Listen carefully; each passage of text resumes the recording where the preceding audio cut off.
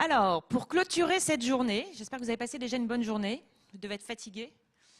Je vous demande encore un peu d'attention pour cette dernière keynote où on a le plaisir d'accueillir Shopify pour la première fois sur l'événement One-to-One. Donc, mille merci Shopify. Avec Shimona Mehta qui vient parler sur scène avec Émilie Benoît sur les DNVB, les accélérateurs du e-commerce. Je vous laisse la parole. C'est en anglais. Si jamais certains d'entre vous ne sont pas à l'aise, il y a des traducteurs qui sont, vous avez des petites oreillettes qui sont disponibles à l'entrée s'il est encore temps d'aller les chercher. Juste avant de les faire monter sur scène, petit sujet logistique, il y a une soirée ce soir donc au Sporting, qui est un lieu près du Monte Carlo Bay, c'est à 5-10 minutes à pied d'ici. Voilà, donc on vous emmène dans deux petites ambiances sympathiques avec une magnifique vue sur la principauté. Et on se retrouve donc tout à l'heure et sinon demain matin pour les autres. Voilà, très bonne soirée et bonne conférence, Shimona, on stage.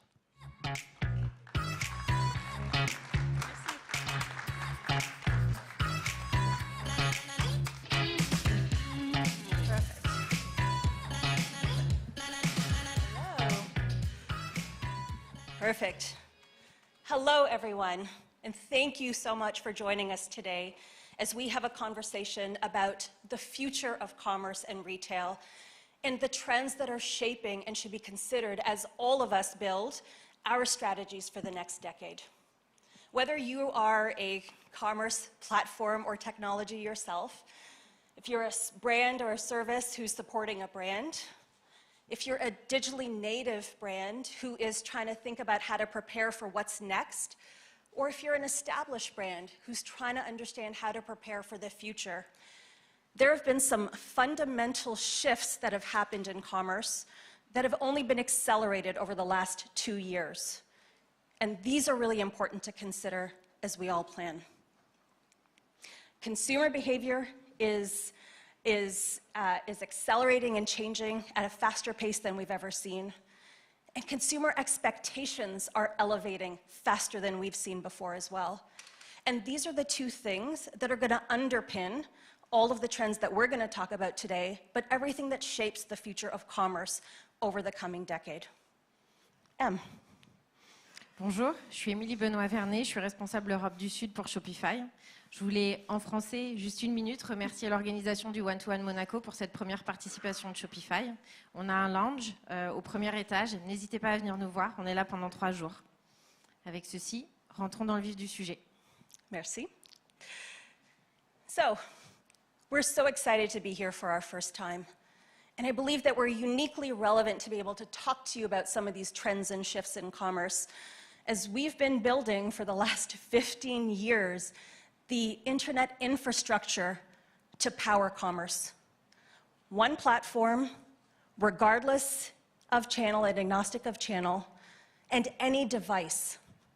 And we've done that over the last 15 years through millions of merchants that we support today, which gives us a really unique lens into the challenges that merchants face, whether they are in their first sale or they're in IPO and into full scale and growing internationally.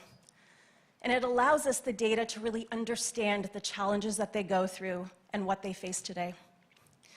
But what I'm most excited about, and why we're here today, is the growth that we've seen in Europe, particularly in the last 3 years as we've expanded. In fact, Europe is Shopify's fastest growing region globally.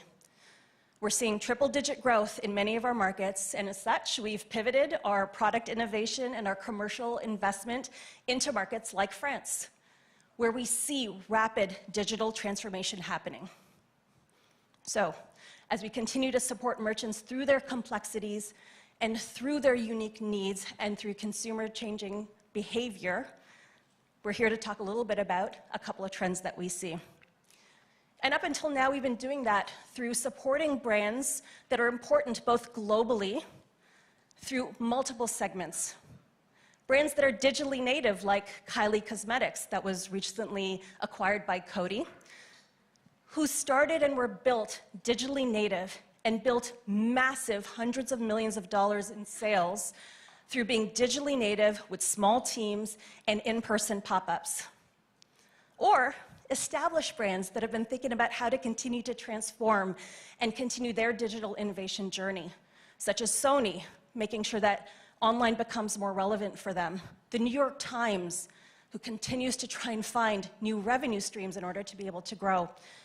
Godiva, or Nestle, who has been using digital as a means to directly build relationships with consumers by cutting out that middleman, the retailer, and building that direct relationship so they can understand them better that feeds into product innovation. Or lastly, Steve Madden, who's been on an omni-channel journey to marry together their hundreds of physical store locations with their already online presence to create the consumer experience of the future. But not just global, also some French brands. Yes, this landscape of Shopify customers is also, you find it in the French market as well. From legacy retailers such as Koukaï or Le Tanner, to some fast-growing DNVBs like Respire or, SoShape, The Braderie, who have a great workshop with tomorrow, to also some big retailing groups that are using and leveraging Shopify either to expand internationally, like Decathlon, who's leveraging the power of the platform to grow in Asia and in the US, to the group Casino, but more on them later. Okay, so let's get into two key brands that are really driving everything that's happening. But before that, let's actually zoom out a little bit. In fact, let's go all the way back to about 2007, when all of us got our smartphones in our hands. Everyone remember that moment? That was the moment that fundamentally shifted the power dynamic in retail from the brands to the consumer's hands, literally. Right? None of us go shopping anymore, right? We are shopping all the time. It's in our hands. We don't need to go to a physical location or navigate even just to a website in order to shop. What we expect is for brands to find us and come to us wherever we are. I know I do. And I want them to talk to me in the way that I want to be spoken to, I want to be connected with, I want to be related to, so that I can decide whether I align with that brand and if I want to make that purchase decision. And then, over the last 2 years, COVID accelerated everything. We saw 10 years of e-commerce growth in 18 months. Tens of millions of consumers tried online shopping for the very first time. What did that do? That rose the floor of consumer expectations. We had brand new shoppers coming online who needed safety and ease of navigation and needed to easily know how to connect with a brand and how to make a purchase and to convert and to be able to navigate from the social site they were on to an online page in order to make a purchase. But we were all also sitting at home, so those of us who are digitally savvy and already shopping online all the time, guess what? We rose the ceiling. Our expectations grew. We want more transparency from brands. We want to connect with them. We want community. We want rich digital experiences that wow us every single time we shop. So this shift has driven that as well. And we want brands to know and understand and connect with us. And all of this drives two things, which is the need for flexibility and for choice. So let's dive into the first slide, the first of which is omnichannel. Omnichannel, of course, is the unifying of your backend and your product and your customer data so that you can create a cohesive and stitched together picture of your consumer, the segments, their journey with you, so that you can create and map the right experiences, the products, and how you surface to them wherever they are. Are they going to TikTok to discover you and understand who you are and your values? Are they going to Instagram for beautiful, rich photography and video? Are they going to your website specifically to learn about your product and any deals that are happening or loyalty programs? Where are they mapping to? Are they going to the store to return a purchase that they made online?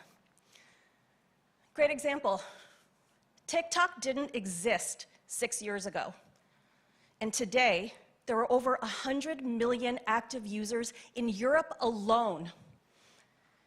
And they tell us over a third of them are actually coming to TikTok specifically to discover new brands and then make purchasing decisions. So have you thought about your presence? 49% of brands say that breaking down organizational silos between digital and physical is on the top of their priority list and a difficult task for them in the coming years. This isn't an easy journey if you're an established brand, but it's a necessary one, and one that we need to start right now. Today, every buying journey is multifaceted. It can start in the store, it can end online, it can start on a social channel, end on YouTube. It's important for every business to understand the factors that have this significant influence on their purchase decisions. The next trend that we want to talk a little bit about is the DNVBs. I'll pass it over. So the DNVBs, the big talk of this trade show, I would say, salon, One-to-One Monaco. Anyways, they're born on the web, they offer attractive online experiences, and they maintain a strong and loyal relationship with their customers on social networks.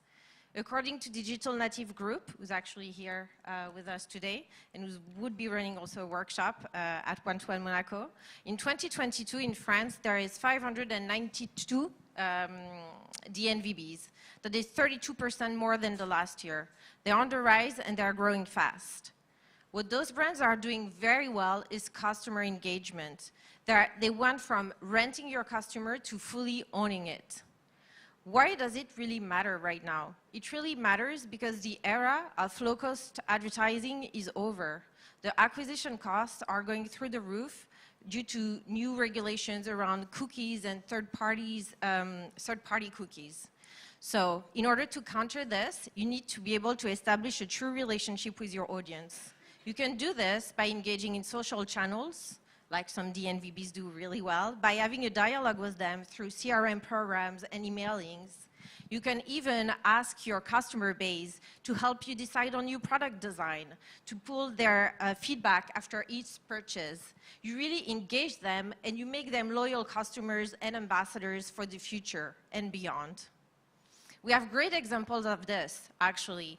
We have, for instance, Anya, the French swimwear brand, who actually created a collab and asked all their customer base to weigh in and to actually be part of the marketing campaign to launch this new collab. You have En Garde, an espadrille brand, who actually asked their customer to support the design of their new shoes. All those brands are setting a new standard for seller and buyer relationship. Beyond the transaction, there's actually a real relationship happening. Perfect, thank you. So we're talking about the need to build and invest in omni-channel experience and infrastructure. And we've talked about the continued growth of the DNVBs, those digitally native brands that are already naturally multi-channel and building and establishing relationships across channels, and who are starting to open their first physical stores as well, and using them as brand and marketing channels and not traditionally like sales channels that are stocked with product. So in order to take advantage of these couple of trends and augmenting your own, there's really 3 key areas that I wanted to talk to you about that really need to be considered as you're building your strategies to take advantage. The first, and I cannot stress this one enough, is agility. Invest in agility, both in your tech stack and in how you prepare yourself to meet consumers where they are and what their expectations are. The pandemic exposed the need for businesses to be agile, adaptive, and all-channel, right? That's a reality that we were already building towards, but we really saw that emphasized through the pandemic. And that's really where the consumer behavior shifted. And so investing in a tech stack and technology that's going to allow you to continue to pivot no matter what comes our way when it comes to commerce. Is it a new channel that you're going to need to be able to integrate? Are you going to need to think about cryptocurrency and how to receive that? Are you going to need to start to think about NFTs and how to represent your brand through those? What's the next TikTok that's coming our way in the next year? How will you start to integrate really rich digital experiences like live shopping that we'll talk about in a moment? How will you consider pop-ups and other rich in-person experiences? Does your tech stack allow you the opportunity to continue to add on and augment? And, more importantly, to deeply then understand and dissect your data so that you can continue to be knowledgeable about your consumer, who they are, where they're interacting with you, and how you can continue to develop products and relationships with them. Agility is key to everything. And that comes to social commerce. We've seen the growth of this over the last few years.